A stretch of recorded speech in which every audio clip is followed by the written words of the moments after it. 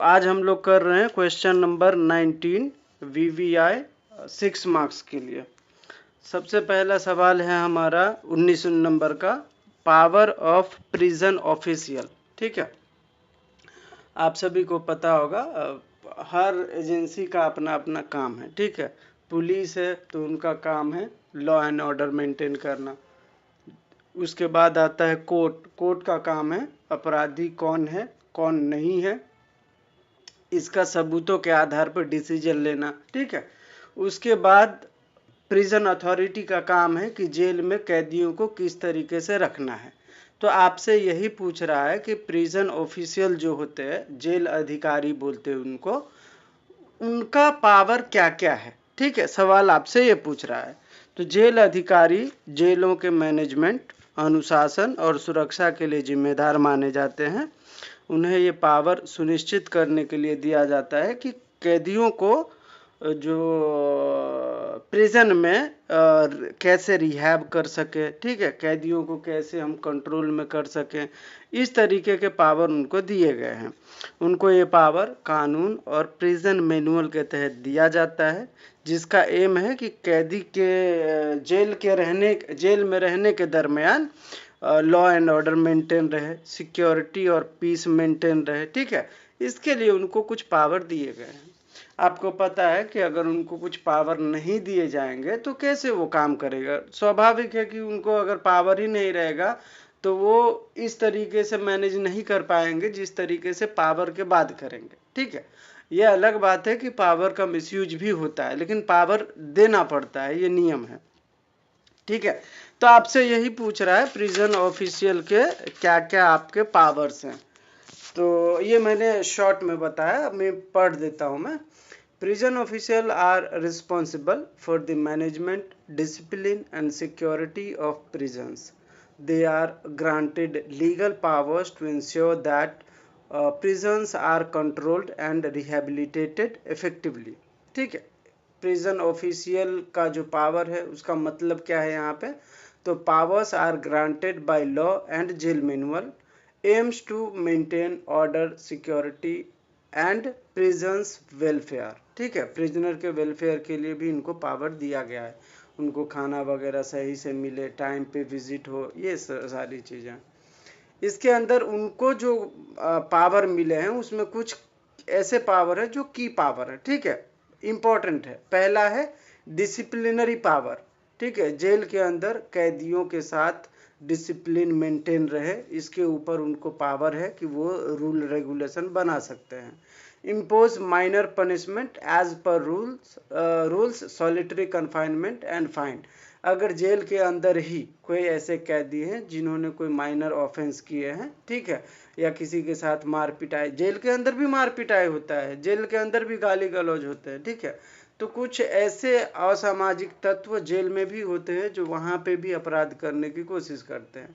तो ऐसे में उसको कोर्ट तो नहीं लाया जा सकता। ठीक है, तो माइनर ऑफेंस के लिए जेल अथॉरिटी के पास डिसिप्लिनरी पावर के तहत उनको पावर है कि वो उसको या तो काल कोठरी में डाल दे। काल कोठरी का मतलब है एक जेल के अंदर ही एक सेपरेट छोटा सा जेल होता है जिसमें पूरा अंधेरा रहता है। ठीक है, उसको अलग से उसमें खाना वगैरह दिया जाता है, उसको बोला जाता है सॉलिटरी कन्फाइनमेंट। ठीक है, तो या तो उसको अलग सेल में रख दो सॉलिटरी कन्फाइनमेंट में, या तो उसके ऊपर फाइन इम्पोज कर दो। तो डिसिप्लिनरी पावर प्रिजन ऑफिशियल के पास होता है।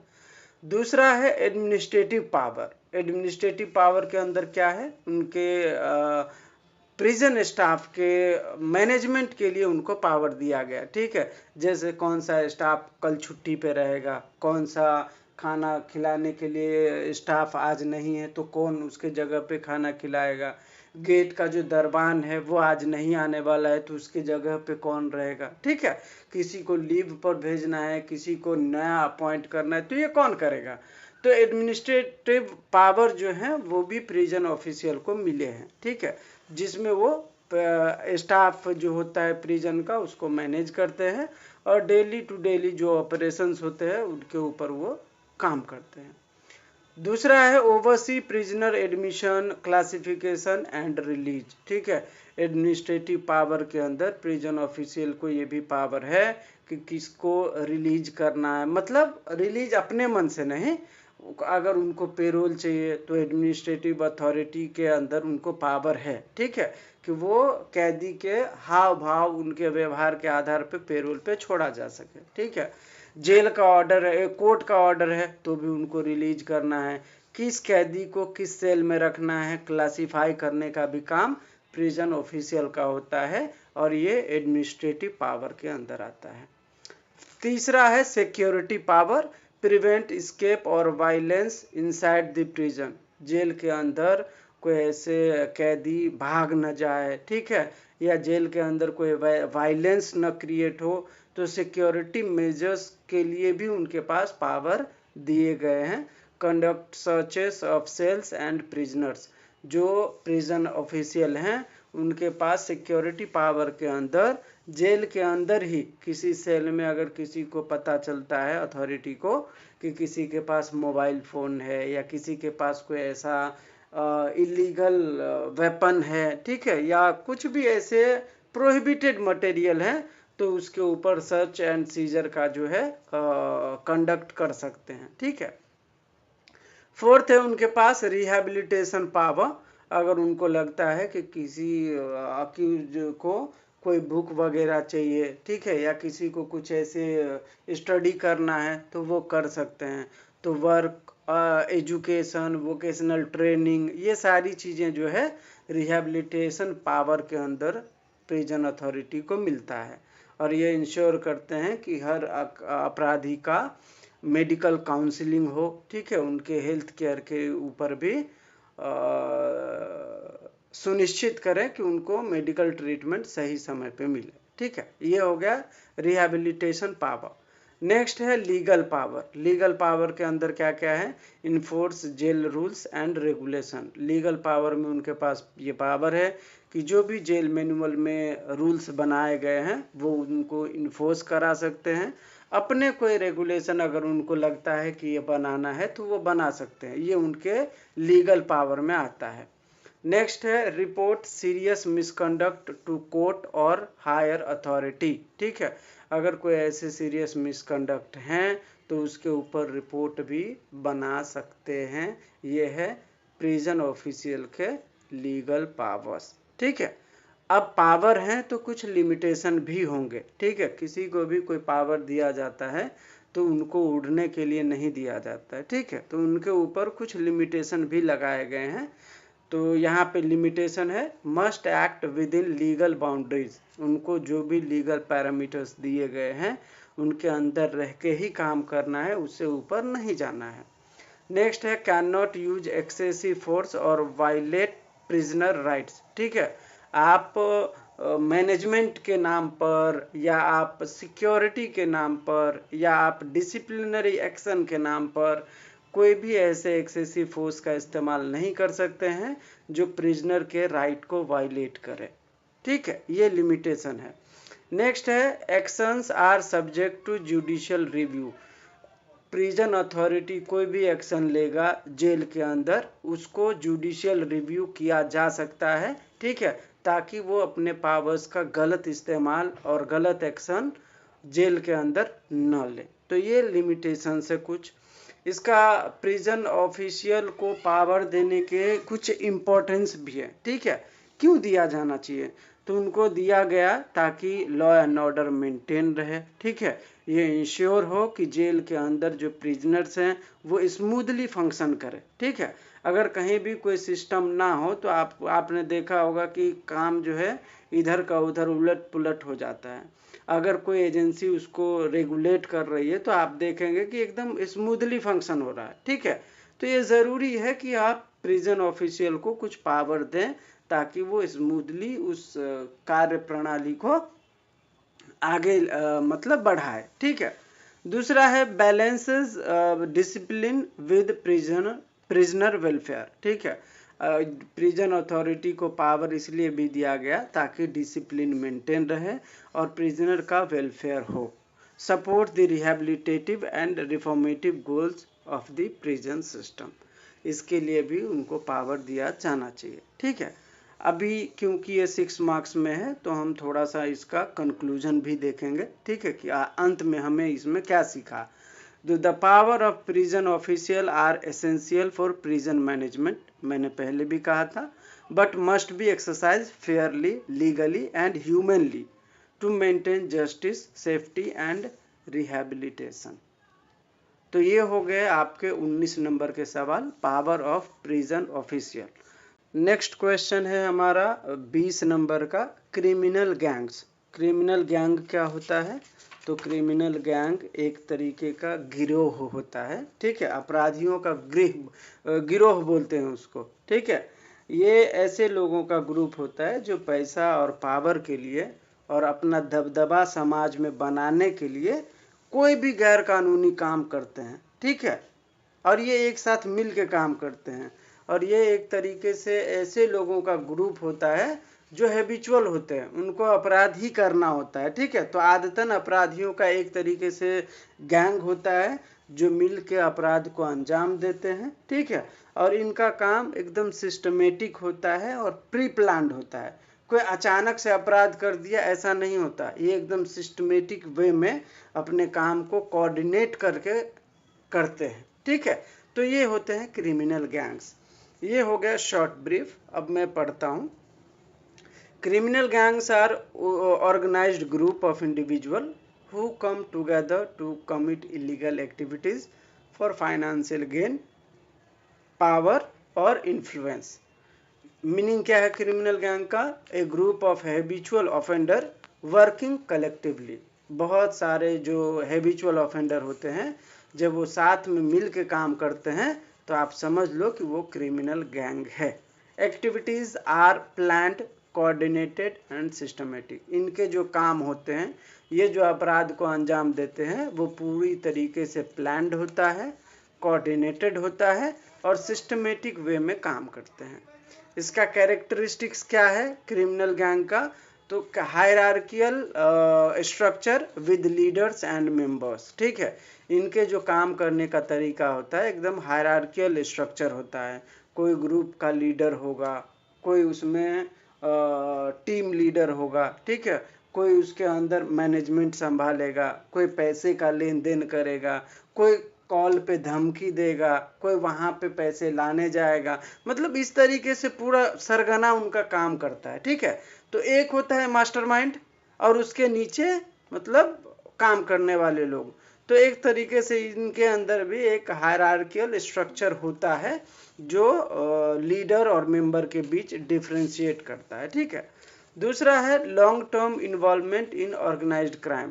ये जो ऑर्गेनाइज्ड वे में काम करते हैं, ऐसे क्राइम में वो एकदम लॉन्ग टर्म से इन्वॉल्वमेंट रहता है उनका। ऐसा नहीं है कि नया नया मार्केट में आए, नहीं, ये लोग शुरू से ही मार्केट में रहते हैं और शुरू से उनका दबदबा बनाने की कोशिश करते हैं। आप लोगों को पता होगा कि मतलब जो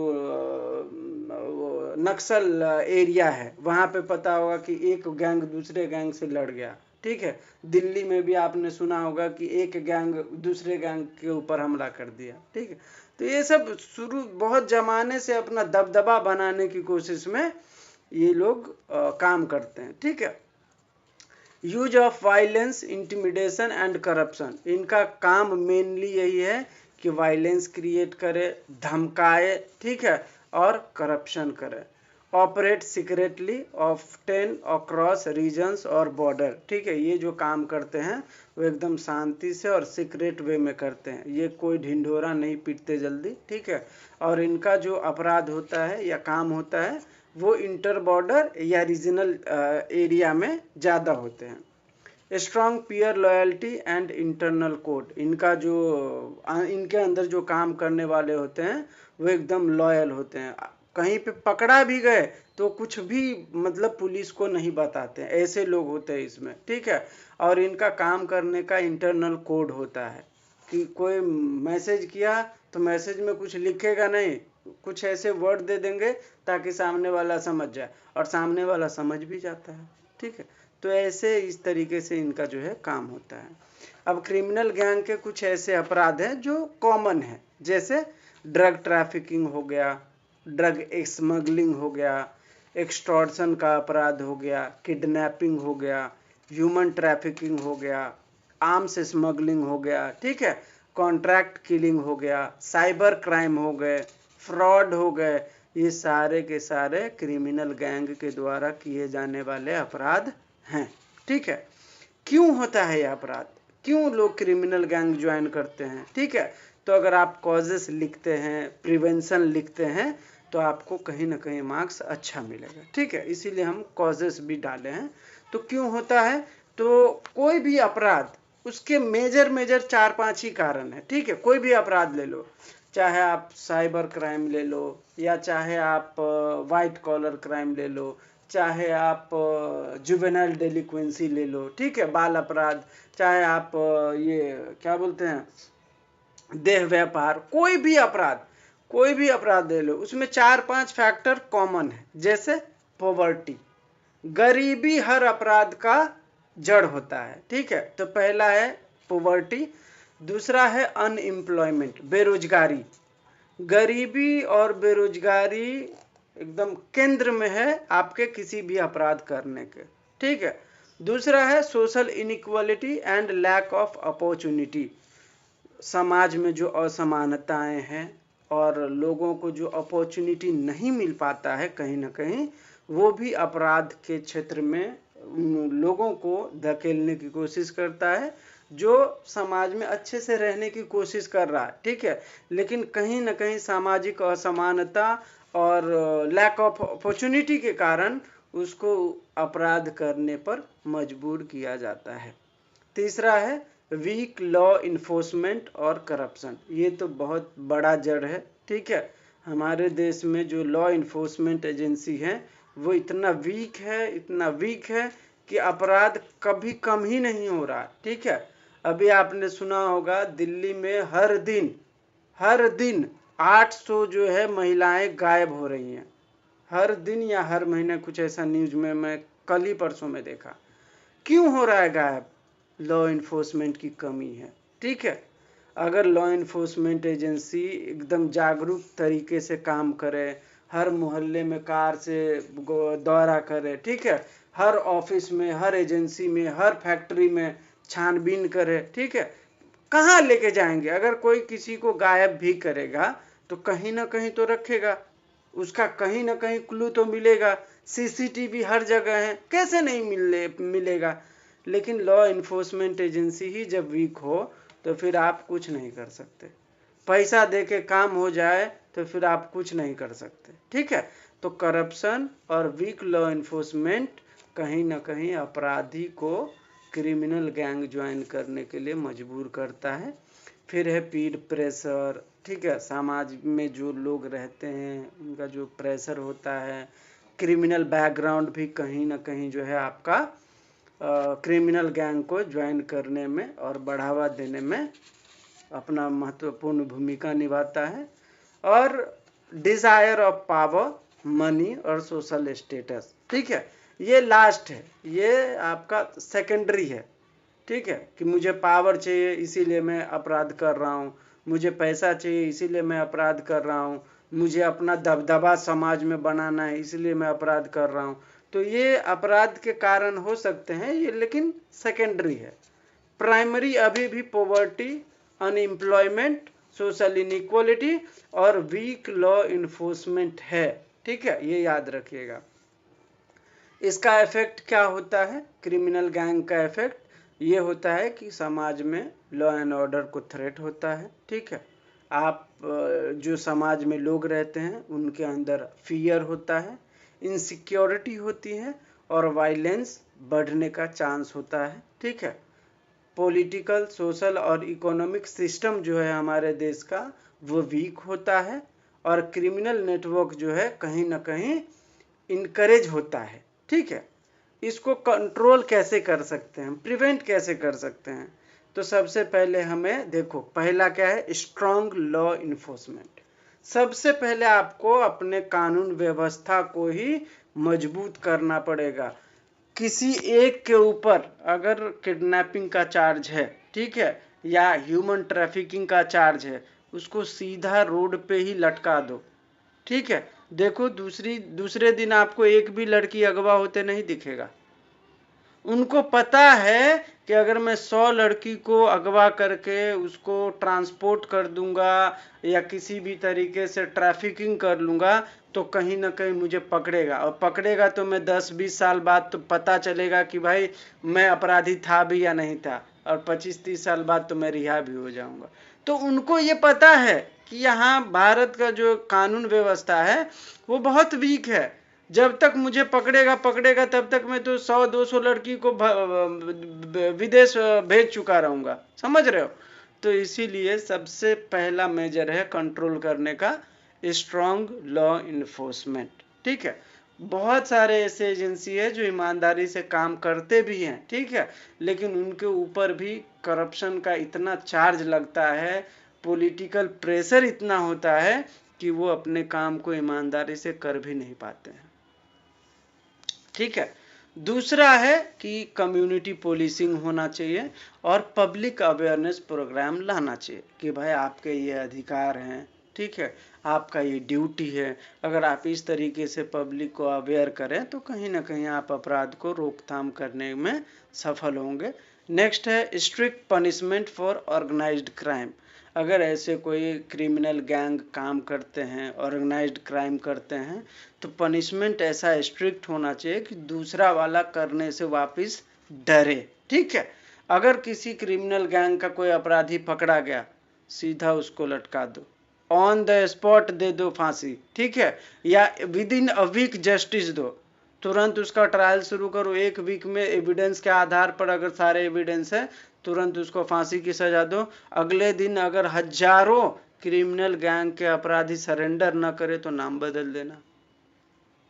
लेकिन स्ट्रिक्ट पनिशमेंट नहीं है भारत में ना, इसीलिए अपराध कहीं ना कहीं बढ़ते जा रहा है। तो ये है, ठीक है। तो अगर आपको ऐसे अपराध को रोकना है तो आपको पनिशमेंट जो है स्ट्रिक्ट करना पड़ेगा, ठीक है।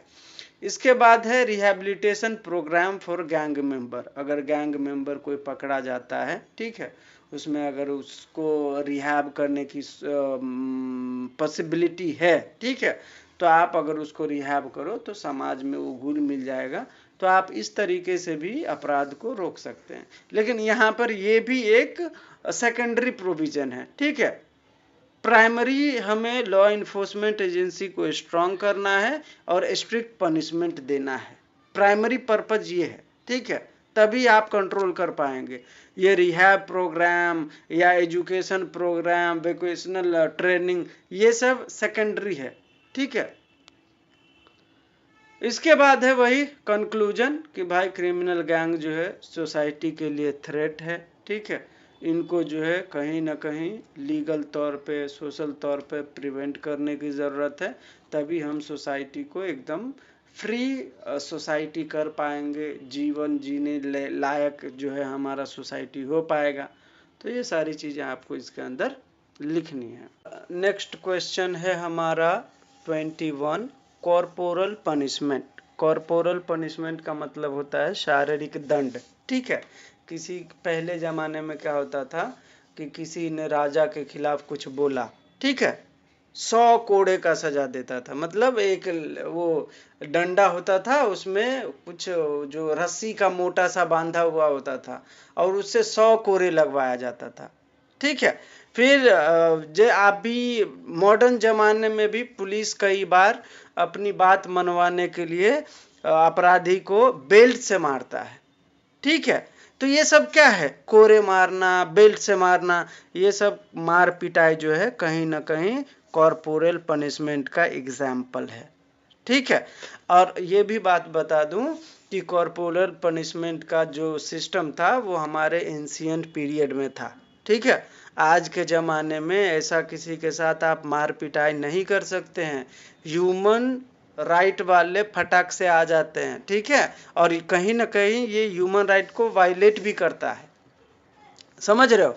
तो किसी भी अपराधी के शरीर पर कानूनी या अनुशासनात्मक जो डिसिप्लिनरी एक्शन के तहत जब हम किसी के साथ मारपीट करते हैं या उनको शारीरिक दंड देते हैं, ठीक है, तो उसको कॉर्पोरल पनिशमेंट कहा जाता है।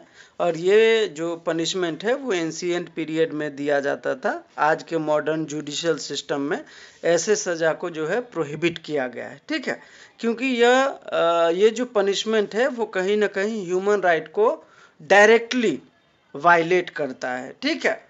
तो ये हो गया कॉर्पोरल पनिशमेंट का शॉर्ट में। अभी मैं पढ़ता हूँ। Corporal punishment refers to physical punishment inflicted on an offender's body as a form of legal or disciplinary penalty। इसका जो कॉर्पोरल पनिशमेंट है इसका मीनिंग क्या है? तो aims to inflict pain without causing death, किसी को भी बिना मारे उसको पेन देना। तो पेन कैसे दोगे? गुलाब का फूल देके नहीं ना, आप उसके ऊपर या तो लाठी से मारो या तो आप कुछ ऐसे हाथ से मारो, ठीक है। तो कहीं ना कहीं आप उसको फिजिकल टॉर्चर करोगे, ठीक है, और ऐसा करोगे कि वो मरेगा भी नहीं, लेकिन उसको टॉर्चर करोगे। तो ये कहीं ना कहीं बिना मारे किसी को सजा देने का एक नियम बन गया था पहले के टाइम पे। आज के टाइम पे ये नहीं चलता है, ये भी आपको याद रखना है। Used historically in schools, prison and legal system to discipline or punish offender। ठीक है, ये ऐतिहासिक है, ठीक है। पहले ज़माने में ऐसा चलता था, आज के ज़माने में नहीं है। आज के ज़माने में स्कूल में अगर टीचर बच्चे को एक चमाट भी मार देता है ना, तो उनके ऊपर एक्शन हो जाता है, ठीक है। चमाट मारना भी कॉर्पोरल पनिशमेंट ही है। या आपने देखा होगा कि बच्चों को मतलब 100 बार 200 बार उठक बैठक कराते थे। क्या है ये भी कॉर्पोरल पनिशमेंट ही है, शारीरिक दंड दिया जाता था। तो आज के ज़माने में ऐसा कुछ नहीं चलता है, ठीक है। तो कॉर्पोरल पनिशमेंट कितने टाइप के होते हैं? कॉर्पोरल पनिशमेंट बहुत सारे टाइप के हो सकते हैं। उठक बैठक कराना, चमाट मार देना, ठीक है, या रॉड या स्टिक से मारना, किसी डंडे से किसी को मार देना, ठीक है। तो ऐसा, और कुछ ऐसे फिजिकल इन्फ्लिक्टिंग करना जो पब्लिक में उसको डिस्कम्फर्ट करे, पब्लिक ह्यूमिलिएशन, ये भी कहीं ना कहीं कॉर्पोरल पनिशमेंट के अंदर आता था। इसका ऑब्जेक्टिव क्या था? तो इसका ऑब्जेक्टिव ये था कि भाई ऑफेंडर को ऑफेंस के जगह पर, ठीक है, उसको फिजिकल पेन देना, उसको मारना नहीं, उसको फिजिकल पेन देना, ठीक है। लेकिन आज के ज़माने में आप फिजिकल पेन नहीं दे सकते, उसको इनह्यूमन कहा गया है, ठीक है। आपको रखना है जेल में रखिए, आपको अगर छोड़ देना है तो छोड़ दीजिए, नहीं तो आपको जेल में रखना है तो जेल में रख सकते हैं, लेकिन मार पिटाई नहीं कर सकते हैं, ठीक है। पहले ज़माने में 3rd डिग्री भी दिया जाता था, आजकल बैन हो गया। क्यों? क्योंकि आज आप किसी के साथ ऐसे इनह्यूमन ट्रीट नहीं कर सकते हैं, ठीक है। तो ये है, तो कुछ इसके एडवांटेजेस भी थे, कुछ इसके डिसएडवांटेजेस भी थे। एडवांटेज क्या था? तो तुरंत आप किसी को पनिशमेंट दे सकते थे और वो दिखता था। अगर आप किसी को मारोगे बेल्ट से तो सब देखते हैं, विजिबल था वो, ठीक है, और वो इमीडिएट होता था। और इससे कहीं ना कहीं सोसाइटी में डर बैठता था कि भाई उसको कितना मारा, ठीक है। इसका एडवांटेज ये था। इसके डिसएडवांटेज ये हैं कि ये इनह्यूमन है, ठीक है। आप इसको आमतौर पर अगर देते हैं तो ये इनह्यूमन माना जाता है और ये डिग्रेडिंग है, ठीक है। और इससे साइकोलॉजिकल ट्रॉमा भी हो सकता है लोगों को। फिजिकल इंजरी तो होता ही होता है, लेकिन साइकोलॉजिकल ट्रॉमा भी होता है। और हम जब आज के ज़माने में रिहैब की बात करते हैं, रिफॉर्म की बात करते हैं, ठीक है, तो अगर हम कॉर्पोरल पनिशमेंट देंगे तो ये हमारा रिहैब और रिफॉर्म का जो सिस्टम है वो कहीं ना कहीं इनएफेक्टिव हो जाएगा। तो ये भी इसका एक तरीके से डिसएडवांटेजेस हैं। और डिसएडवांटेजेस के तौर पर एक ये भी है कि ये ह्यूमन राइट के प्रिंसिपल को डायरेक्टली वायलेट करता है, ठीक है, कॉर्पोरल पनिशमेंट। तो यही है आपका डिसएडवांटेजेस, ठीक है।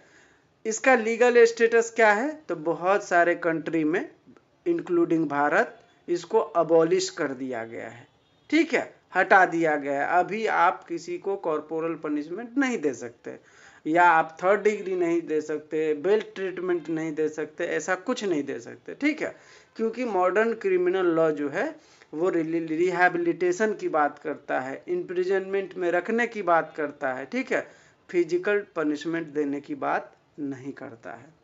ये हो गया स्टेटस, लीगल स्टेटस। कंक्लूजन में क्या लिखेंगे, तो कॉर्पोरल पनिशमेंट इज लार्जरली आउटडेटेड, ये पहले के ज़माने में चलता था, आज के ज़माने में इसका कोई एग्जिस्टेंस नहीं है, ठीक है, क्योंकि क्रिमिनल लॉ आज के ज़माने में रिफॉर्मेटिव की बात करता है, ह्यूमैनिटी की बात करता है, प्रिवेंटिव अप्रोच की बात करता है, ना कि अक्यूज्ड को फिजिकल पेन देने की बात करता है, ठीक है। तो ये हो गया आपका कॉर्पोरल पनिशमेंट। नेक्स्ट क्वेश्चन है हमारा question number 22, open prison in India. Open prison in India, तो ओपन प्रिजन क्यों लाया गया, सबसे पहले आपको ये जानना चाहिए।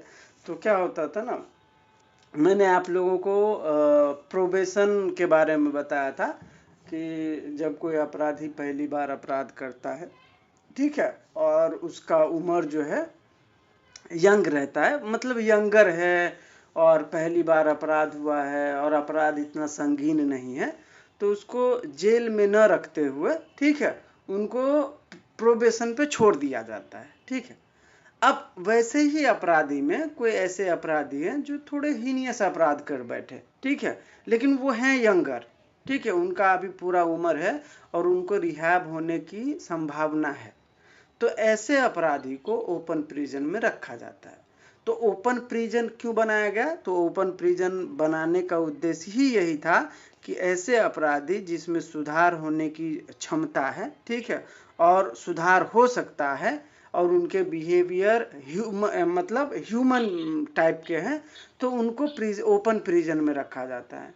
उनको ऐसे ओपन प्रिजन में क्यों रखा जाता है, क्योंकि वो समझदार होते हैं, ठीक है, उनको पता होता है कि भाई हमें यहाँ पे रिहैब करने के लिए रखा गया है, तो उनको न भागने का डर रहता है। प्रिजन अथॉरिटी को ये डर नहीं सताता कि भाई ये कहीं भाग न जाए, क्योंकि उसमें सारे ऐसे लोग होते हैं जिनको रिहैब होना है, तो उनको पता है कि भाई ओपन प्रिजन के बाद मुझे छोड़ दिया जाएगा, तो मैं क्यों ऐसे काम करूंगा जिससे मेरा और मतलब ओपन जेल से मैं मतलब बंद वाला जेल में चला जाऊं, ठीक है, तो वो ऐसे काम नहीं करते हैं, समझ रहे हो। तो अपराधी को सुधारने के उद्देश्य से ये प्रिजन सिस्टम बनाया गया था, ओपन प्रिजन सिस्टम। यहाँ सुरक्षा बहुत कम होता है, जिससे कैदियों को अपना सजा काटने में आज़ादी का अनुभव होता है, ठीक है। अगर आप बंदी गृह बना के रखो तो थोड़ा सा डर होता है, लेकिन आप ओपन छोड़ दो, जिसको जिधर घूमना है घूम सकता है, ठीक है, तो एक तरीके से उनको फ्रीडम का अनुभव होता है। यहाँ कैदियों पर भरोसा इसलिए किया जाता है कि उनको उनमें रिहैब की गुंजाइश होती है, ठीक है, तो इसीलिए वहाँ पे उनके साथ कोई सख्ती बरती नहीं जाती, ठीक है। इसका फोकस सिर्फ रिहैब करना है और उनको सोसाइटी में वापस से लाके मिला जुला देना है, ठीक है। सोशल इंटीग्रेशन इनका मेन पर्पज होता है। Open prisons are correctional facilities with minimal security, allowing prisoners more freedom and responsibility while serving their sentence, ठीक है।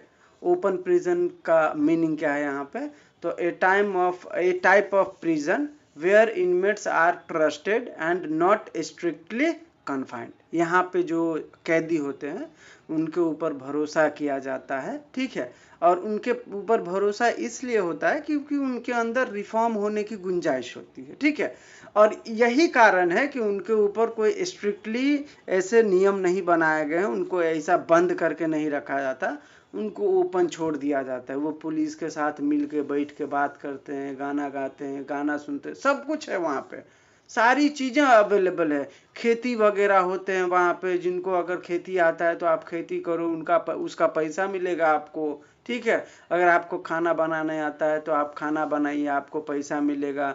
वहाँ पे कैंटीन है, आपको जो खाना है आप खा सकते हैं, तो मतलब पूरा व्यवस्था अच्छा रहता है ऐसा।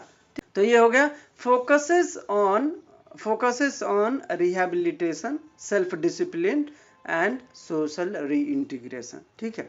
ओपन प्रिजन का जो पर्पज है वो रिहैब करना है, सेल्फ डिसिप्लिन्ड करना है और सोशल इंटीग्रेशन, मतलब आप उनको रिहैब करके रिफॉर्म करके डिसिप्लिन्ड करके आप उसको समाज में वापस से ला के छोड़ दीजिए, ताकि वो समाज में फिर से घुल मिल जाए और फिर वो अपना जीवन एकदम नॉर्मल व्यक्ति के तरीके से जी पाए। ठीक है, की फीचर क्या है? No high wall, open prison में कोई बड़ा सा दीवार नहीं होता है, कोई ऐसे वायर्स वगैरह नहीं होते हैं और कोई ऐसा सिक्योरिटी नहीं होता है स्ट्रिक्ट। ठीक है, prisoners can walk outside the prison and return in the evening. ठीक है, प्रिजन के अंदर ही जहां आपको रखा जाता है उसी का बहुत बड़ा कैंपस है। ठीक है, उस कैंपस में आप कहीं पे भी जा सकते हैं, कोई भी काम कर सकते हैं। शाम को आपको जहाँ पे रहने के लिए दिया गया है वहाँ पे आप रह के कर सकते हैं, सो सकते हैं, बैठ सकते हैं, जो भी करना है आपको कर सकते हैं। ठीक है,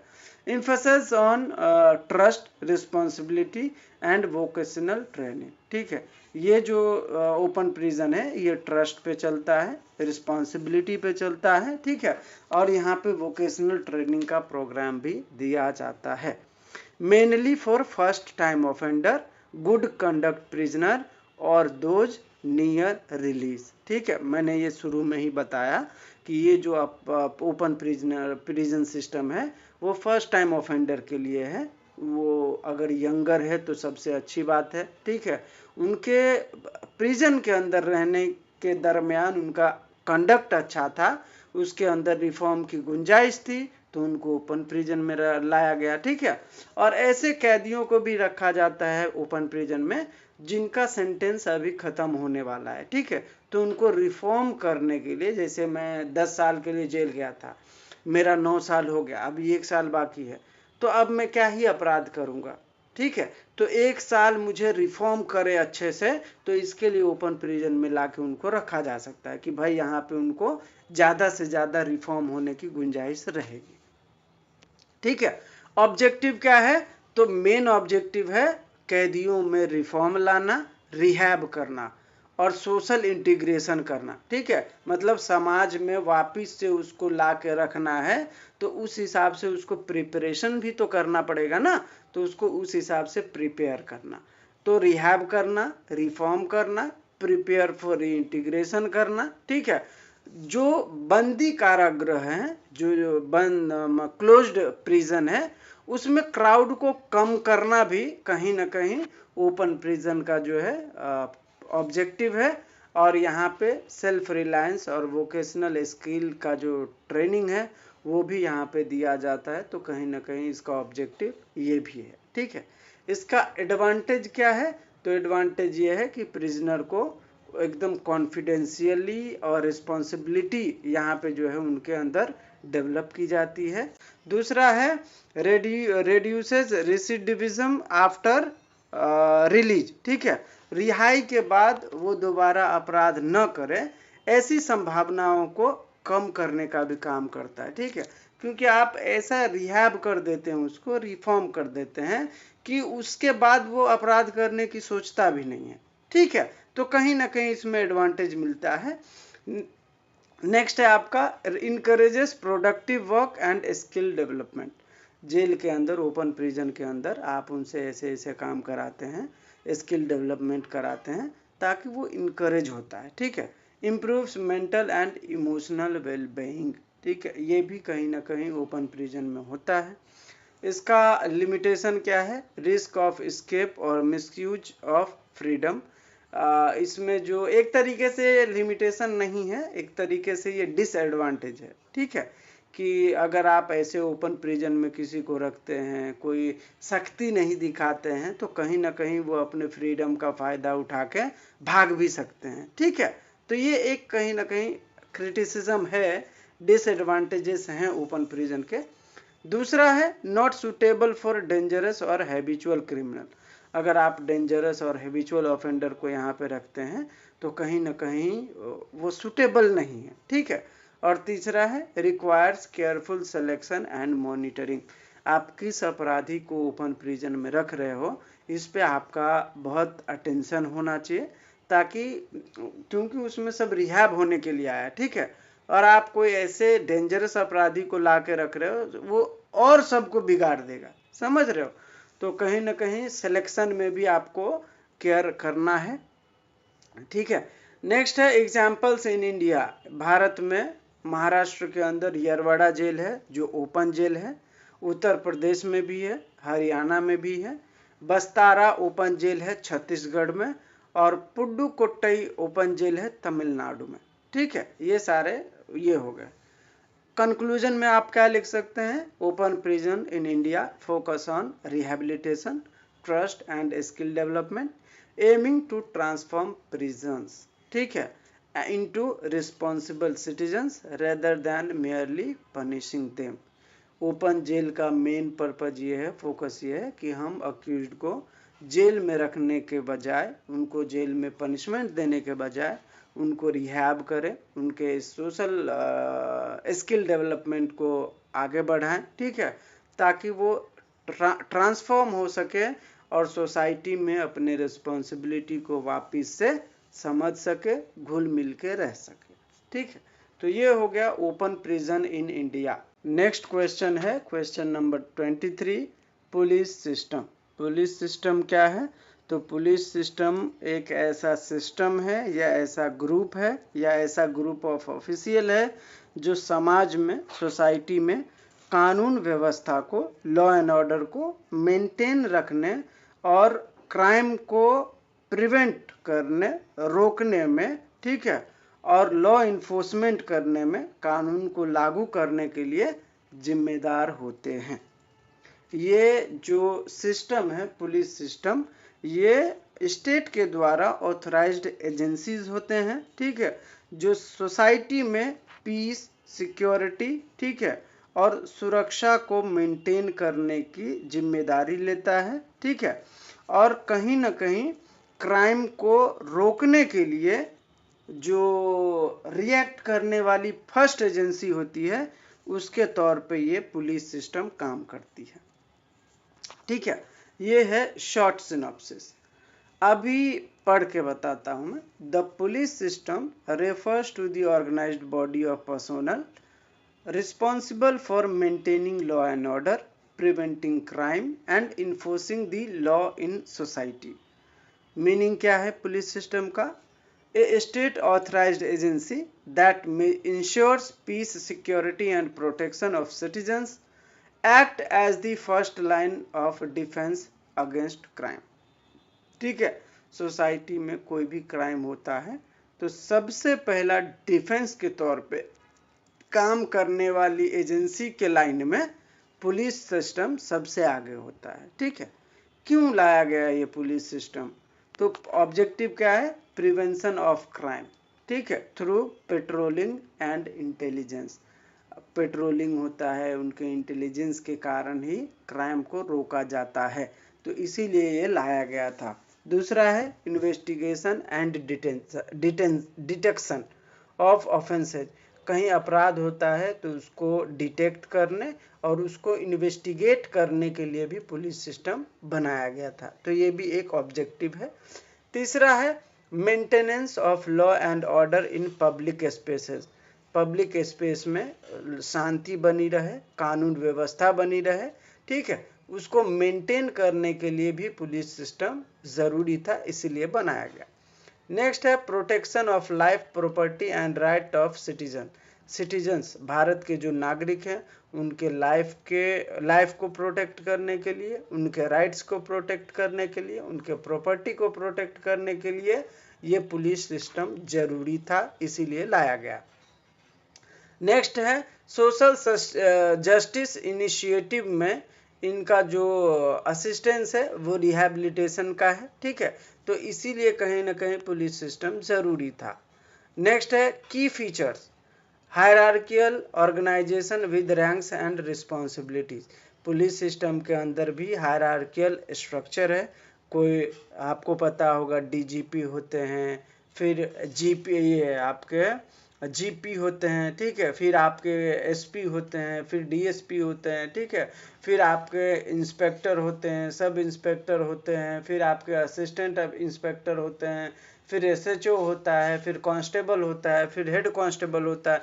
इस तरीके से इनका हायरार्कियल स्ट्रक्चर है, ठीक है, और उनके रैंक्स के आधार पर उनको रिस्पॉन्सिबिलिटी दी जाती है। ठीक है, तो ये हो गया उनका की फीचर। दूसरा है operates under state and central government. ये जो पुलिस सिस्टम है वो कहीं ना कहीं स्टेट और सेंट्रल गवर्नमेंट के अंदर काम करते हैं। Authority granted by law and legal framework. ये जो पुलिस सिस्टम है इनको जो पावर दिए गए हैं, इनको जो अथॉरिटी ग्रांट की गई है वो कहीं ना कहीं अपने भारत के लॉ और लीगल फ्रेमवर्क के जरिए उनको दिया गया है। इनके काम में क्या क्या इन्वॉल्व है? क्राइम का प्रिवेंशन, क्राइम का इन्वेस्टिगेशन और इन्फोर्समेंट। मतलब कहीं ना कहीं पुलिस सिस्टम ही अपराध को रोकने का काम करता है, अपराध को इन्वेस्टिगेट करने का काम करता है और लॉ एंड ऑर्डर को इन्फोर्स करने का काम करता है। ठीक है, इसके ये पुलिस सिस्टम का क्या क्या काम है, फंक्शन क्या क्या करते हैं ये? तो लॉ इन्फोर्समेंट का काम करते हैं, क्राइम इन्वेस्टिगेशन का काम करते हैं, पब्लिक ऑर्डर को मैनेजमेंट करने का काम करते हैं, इंटेलिजेंस गैदरिंग करते हैं, ठीक है, और कम्युनिटी सर्विस का भी एक तरीके से काम करते हैं। इनके काम में कुछ चैलेंजेस भी आते हैं, जैसे करप्शन और मिसयूज ऑफ पावर। ये कुछ चैलेंजेस हैं जो पुलिस सिस्टम के अंदर बहुत गलत है। ठीक है, दूसरा है overburden and under staffed in many areas. बहुत सारे जगह पे पुलिस सिस्टम के अंदर काम बहुत ज़्यादा है, ठीक है, लेकिन स्टाफ बहुत कम है, तो ये भी कहीं ना कहीं चैलेंजेस के तौर पे देखा जाता है। Political influence and lack of autonomy.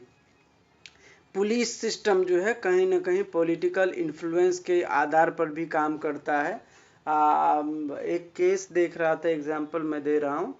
एक केस था दादर के अंदर, सिवरी कोर्ट है, ठीक है, तो वहाँ पे मतलब एक प्रॉपर्टी का डील हुआ था, प्रॉपर्टी का डील कैंसिल भी हो गया, तो उसके ऊपर कुछ मतलब पैसा उसने दे दिया था। तो भाई प्रॉपर्टी का डील कैंसिल हुआ तो तुम पैसा वापस दे दो, ठीक है।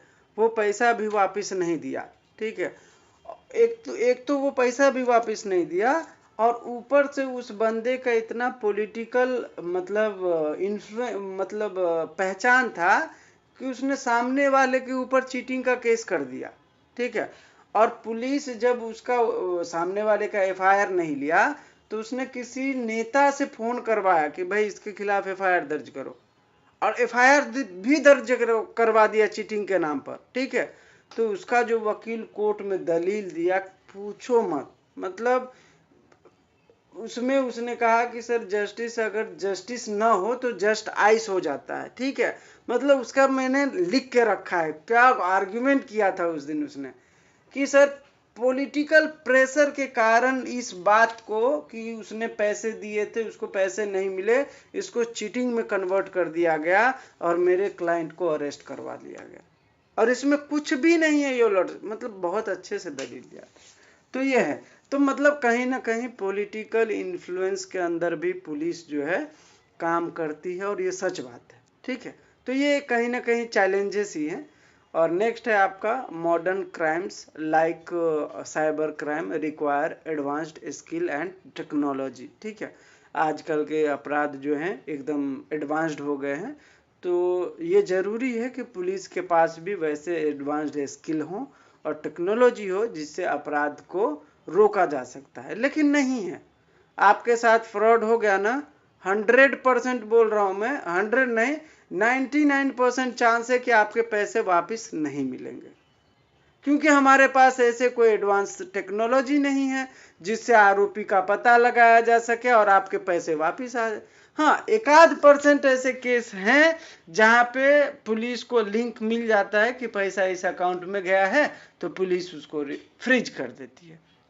ज्यादा से ज्यादा आपका यहाँ पे ये चांस रहेगा, नहीं तो 99% केस में पुलिस ने साइबर फ्रॉड के जरिए पैसे जो जाते हैं उसको रिकवर नहीं कर पाया है, ठीक है। क्यों? क्योंकि हमारे पास एडवांस्ड टेक्नोलॉजी नहीं है, ऐसा, ठीक है। तो ये सारी चीजें कहीं ना कहीं पुलिस सिस्टम के लिए चैलेंजेस की मतलब बात करता है, ठीक है। नेक्स्ट है इसका इम्पोर्टेंस क्या है पुलिस सिस्टम का। तो मेन इम्पोर्टेंस तो यही है कि पीस और सेफ्टी जो है सोसाइटी में मेंटेन रखे, ठीक है। जुडिशियल सिस्टम को वो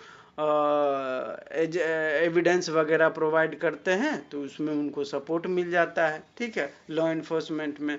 और क्राइम को प्रिवेंट करने के लिए भी इनका जो है पुलिस सिस्टम का बहुत इम्पोर्टेंट रोल है। तो ये हो गया पुलिस सिस्टम के बारे में। कंक्लूजन में आप क्या लिख सकते हैं? पुलिस सिस्टम एक वाइटल इंस्टीट्यूशन है क्रिमिनोलॉजी के अंदर, जो लॉ एंड ऑर्डर को मेंटेन करने के लिए बनाया गया है, और ये स्टेट गवर्नमेंट और सेंट्रल गवर्नमेंट के द्वारा संचालित एक एजेंसी है, ठीक है। इतना कुछ लिख दोगे काफ़ी हो गया। नेक्स्ट क्वेश्चन है हमारा रिफॉर्मेटिव थ्योरी, ठीक है। रिफॉर्मेटिव थ्योरी क्या है? तो रिफॉर्मेटिव मतलब नाम में ही इसका आंसर है, रिफॉर्म करने वाली थ्योरी, ठीक है। इसका मानना है कि आप किसी ऑफेंडर को जेल में डाल दो, ठीक है, पनिशमेंट दे दो, तो उससे जरूरी नहीं है कि वो सुधर जाए, लेकिन अगर आप उसको रिफॉर्म करने की कोशिश करो, रिहैब करने की कोशिश करो, तो हो सकता है कि वो मतलब इनह्यूमन से ह्यूमन बन सकता है, ठीक है। तो रिफॉर्मेटिव थ्योरी रिफॉर्म करने की बात करने वाली एक थ्योरी है, ठीक है। ये थ्योरी अपराधी को सिर्फ सजा देने के बजाय रिफॉर्म करने, सुधारने और उसको वापस से सोसाइटी में मिलाने की बात करता है, सोशल इंटीग्रेशन की बात करता है, ठीक है। ये क्रिमिनोलॉजी में एक मॉडर्न अप्रोच है, ठीक है, जो पनिशमेंट के रूप में इस्टेब्लिश किया गया है। ये ह्यूमैनिटेरियन बेस्ड है, ठीक है। इसमें आप पनिशमेंट की बात मत करो, इसमें आप रिहैब करने की बात करो, ऐसा ये थ्योरी बात करता है, ठीक है। इस थ्योरी का मानना है कि अपराध जो है वो अक्सर सोशल और इकोनॉमिकल और साइकोलॉजिकल फैक्टर के कारण होता है, ठीक है। कोई भी इंसान अपनी इच्छा से अपराध नहीं करता है, तो जब अपनी इच्छा से अपराध नहीं करता है तो उसको पनिशमेंट क्यों मिलना चाहिए, ठीक है। किसी न किसी कारण से अपराध हुआ है, तो अगर हम उस कारण को रिफॉर्म करने की कोशिश करें तो हो सकता है वो इंसान सुधर जाए और सोसाइटी में कुछ अच्छा योगदान करके जाए, समझ रहे हो। तो ये है इसका मेन। पनिशमेंट ऐसी होनी चाहिए जो अपराधी को सुधारने और शिक्षित करने, ठीक है, और उसे समाज में फिर से शामिल करने के लिए हो, ना कि उसे सिर्फ पनिशमेंट देने के लिए हो, ठीक है। इस थ्योरी का ये मानना है। इस थ्योरी का मकसद सुधार करना, रिफॉर्म करना, ठीक है, ताकि आगे आने वाले जो समय है उसमें वो अपराध न करके वो कुछ अच्छा काम करके जाए, ठीक है। मतलब ओवरऑल ये है इस थ्योरी का मतलब। मैं पढ़ देता हूँ। The reformative theory of punishment focuses on reforming and rehabilitating the offender rather than merely punishing them, ठीक है। It is a humanitarian and modern approach in criminology. इसका मेन आइडिया जो है, crime is often a result of social, economical and psychological factor, ठीक है। इस theory का मानना है कि क्राइम जो होता है वो किसी गुडविल के कुछ किसी के फ्री विल के हिसाब से नहीं होता, वो कहीं ना कहीं उसमें सोशल फैक्टर्स होते हैं, इकोनॉमिकल फैक्टर्स होते हैं, साइकोलॉजिकल फैक्टर होते हैं, ठीक है। तो इसके लिए जो है रिहैब करना ही सबसे बेहतर ऑप्शन है। Punishment should correct, educate and reintegrate the offender into society.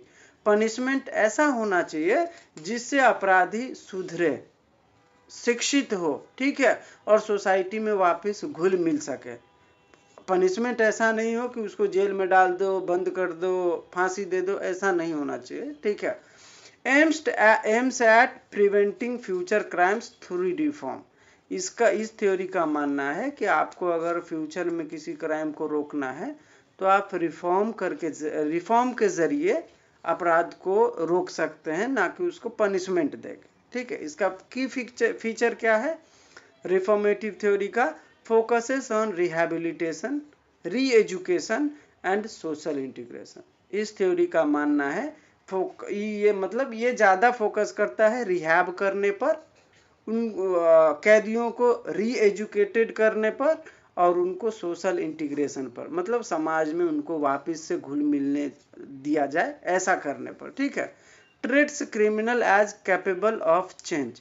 ये जो रिफॉर्मेटिव थ्योरी है इसका मानना है कि क्रिमिनल को चेंज करने के लिए जो है वो काम करेंगे। हर क्रिमिनल चेंज होने के लिए कैपेबल है, ठीक है। Emphasises human treatment over harsh punishment. ये थ्योरी बात करता है ह्यूमन ट्रीटमेंट का, ठीक है, हार्श पनिशमेंट का ये बात नहीं करता है। Individualised approach based on nature of crime and offender. ये थ्योरी बात करता है कि भाई ऑफेंडर का ऑफेंस देखो, उसने क्राइम कौन सा किया है वो देखो, ठीक है, और उसके बाद डिसाइड करो कि उसको किस हिसाब से पनिशमेंट देना है। मेथड ऑफ रिफॉर्म, इस थ्योरी के तहत बहुत सारे रिफॉर्म हैं, ठीक है, मेथड हैं रिफॉर्म करने के, जैसे एजुकेशनल प्रोग्राम आप चला सकते हैं, अवेयरनेस करिए, लिटरेसी बढ़ाइए, तो ये एजुकेशनल रिफॉर्म हो गया। दूसरा है वोकेशनल ट्रेनिंग के जरिए आप रिफॉर्म कर सकते हैं, काउंसलिंग के जरिए आप रिफॉर्म कर सकते हैं, ओपन प्रिजन के जरिए आप रिफॉर्म कर सकते हैं, और प्रोबेशन पे छोड़ के भी आप रिफॉर्म कर सकते हैं। इस थ्योरी का एडवांटेज क्या है, मतलब क्या बोलते हैं उसको, मेरिट फैक्टर ये है कि रिड्यूसेस रेसिडिविज्म, ठीक है, कोई भी अपराधी अगर आप उसको रिफॉर्मेटिव थ्योरी के तहत रिहैब करते हैं तो वो वापस अपराध नहीं करता है, ठीक है, इसके चांसेस ज़्यादा हैं, तो ये एक एडवांटेज है। दूसरा है पॉजिटिव सोशल बिहेवियर को इनकरेज करता है, ठीक है। तीसरा है focuses on long term prevention of crime. चौथा है aligned with human rights and ethical principle. ये सारे एडवांटेजेस हैं इस रिफॉर्मेटिव थ्योरी के। कुछ ऐसे लोग हैं जो इसका क्रिटिसिज्म भी करते हैं, ठीक है, no suitable for dangerous of और हैबिचुअल क्रिमिनल। कुछ का मानना है कि आप डेंजरस और हैबिचुअल ऑफेंडर को अगर आप ये रिफॉर्मेटिव थ्योरी के जरिए रिहैब करने की कोशिश करते हैं तो ये सुटेबल नहीं है। किसी का मानना है require adequate resources and trend personal, अगर आप किसी को रिहैब करना चाहते हैं तो उसके हिसाब से आपको फिर ट्रेंड पर्सनल अथॉरिटी की ज़रूरत पड़ेगी, आप ऐसे कैसे रैंडम किसी को रिहैब करने की कोशिश करोगे, ठीक है। May be time consuming and expensive, अगर आप किसी को रिहैब करने की कोशिश करते हो तो वो कहीं ना कहीं टाइम कंज्यूमिंग है, क्योंकि वो कितने दिन में रिहैब होगा आपको भी पता नहीं है, ठीक है, तो आप तब तक उसको टाइम दो, फिर खर्चा भी आएगा, उसको खिलाना पिलाना भी पड़ेगा, तो इस हिसाब से जो है वो कहीं ना कहीं टाइम कंज्यूमिंग भी है और एक्सपेंसिव भी है, ठीक है। कंक्लूजन में क्या है, तो रिफॉर्मेटिव थ्योरी एक मॉडर्न अप्रोच है, प्रोग्रेसिव अप्रोच है क्रिमिनोलॉजी के अंदर, जो किसी भी अपराधी को रिहैब करने की बात करता है, रीइंटीग्रेशन की बात करता है। ये पनिशमेंट देने के बजाय ह्यूमन ट्रीटमेंट की बात ज़्यादा करता है। ये हो गया आपका रिफॉर्मेटिव थ्योरी। प्रोबेशन क्या होता है, तो प्रोबेशन मैंने पहले भी बताया था कि कोई भी अपराधी है, फर्स्ट टाइम ऑफेंडर है, यंग है, उसका पूरा उम्र अभी बाकी है, अपराध छोटा मोटा है, ठीक है, तो ऐसे में अपराधी को जेल में न भेज के उसको जो है प्रोबेशन पे छोड़ दिया जाता है। प्रोबेशन पे इसलिए छोड़ा जाता है कि उसके ऊपर एक प्रोबेशन ऑफिसर रहता है जो उसको सप्ताह में एक बार बुलाएगा या उसके घर पे जाके उसको देखेगा कि कहीं भाग तो नहीं गया, कोई अपराध तो नहीं किया, ठीक है, तो इस तरीके से उनको समाज में घुलने मिलने के लिए आज़ादी दिया जाता है, तो उसको जेल में न रखते हुए उसको सोसाइटी में रखा जाता है, ठीक है। तो प्रोबेशन एक लीगल मेथड है जिससे रिहैबिलिटेशन किया जाता है। इसमें अपराधी को जेल में समय बिताने के बजाय समाज में रहने के लिए दिया जाता है, लेकिन कुछ शर्तें होती है और प्रोबेशन ऑफिसर के सुपरविजन के साथ दिया जाता है, ठीक है। प्रोबेशन जो है एक लैटिन वर्ड है प्रोबेयर, उससे लिया गया था, जिसका मतलब होता था टेस्ट लेना, ठीक है। इसका फोकस अपराधी को जेल के अंदर रखने के बजाय उसको बाहर ही रख के सुधार लाना, ठीक है। ये पहली बार अपराध करने वाले, छोटे मोटे अपराध करने वाले या छोटे और युवा अपराधी को दिया जाने वाला पनिशमेंट है, एक तरीके से मतलब रिहैबिलिटेशन पनिशमेंट समझ लो इसको, ठीक है। तो ऐसा है, तो प्रोबेशन क्या है, एक लीगल मेथड है, मतलब इन शॉर्ट ये हो गया। अभी मैं पढ़ के बताता हूँ। Probation is a rehabilitative legal measures that allows an offender to remain in the community under supervision instead of serving time in prison. ठीक है, मतलब जेल में आपको नहीं रखा जाएगा, आपको बाहर ही छोड़ दिया जाएगा, लेकिन आपके ऊपर सुपरविजन रखा जाएगा प्रोबेशन ऑफिसर का। ठीक है, मीनिंग क्या है, तो derived from Latin word probare meaning to prove और test, focuses on reforming the offender while avoiding incarceration. ठीक है, ये जो प्रोबेशन का सिस्टम है हमारे भारत में, ये जेल में अक्यूज्ड को रखने के बजाय बाहर ही रखे और उसको रिफॉर्म करे, इसके ऊपर फोकस करता है। ठीक है, इसका और ऑब्जेक्टिव क्या हो सकता है कि भाई जेल में वैसे भी ओवर क्राउडिंग है। ठीक है, तो अगर आप बाहर ही रखते हैं उसको, तो ओवर क्राउडिंग को भी तो आप कम कर रहे हो ना, कहीं ना कहीं। ठीक है, तो ये भी हो जाता है। और तीसरा इसका मीनिंग है, मतलब इसके अंदर usually granted for first time minor और यंग ऑफेंडर, ये तो मैंने अभी बताया था। ठीक है, ये हो गया। इसका ऑब्जेक्टिव क्या है, तो ऑब्जेक्टिव कहीं ना कहीं रिहैब करना है, रिफॉर्म करना है, पहली बात। दूसरा है फ्यूचर क्राइम को रोकना, अगर आप उसके ऊपर सुपरविजन रखते हैं प्रोविजन ऑफिसर का, ठीक है, उनको कुछ शर्तों के आधार पर छोड़ते हैं, तो आप कहीं ना कहीं उसको फ्यूचर क्राइम से भी रोकते हैं। ठीक है, तो दूसरा ये हो गया। तीसरा, रिड्यूस प्रिजन ओवर क्राउडिंग, अगर आप सभी को जेल में ही डालोगे तो जेल में जगह कहाँ बचेगा। ठीक है, तो इसीलिए जो है प्रोबेशन पे छोड़ा जाता है। और नेक्स्ट है fourth, maintain social ties with family and community, अगर आप फर्स्ट टाइम ऑफेंडर को, युवा ऑफेंडर को, यंग ऑफेंडर को, ठीक है, जेल में रखने के बजाय सोसाइटी में ही रखते हो, तो उसका सोशल टाइज सोसाइटी में बढ़ता है। ठीक है, जिससे वो आगे कभी क्राइम नहीं करे, इसके तरफ वो ज़्यादा मोटिवेट होता है। ठीक है, इसका की फीचर क्या है, offender remains in the community under court order supervision. ठीक है, ऑफेंडर को जेल में न रख के कम्युनिटी के बीच ही रखा जाता है, लेकिन सुपरविजन के साथ प्रोबेशन ऑफिसर उसके ऊपर रहता है। सुपरवाइज्ड बाय प्रोबेशन ऑफिसर, ये मैंने पहले ही बता दिया था।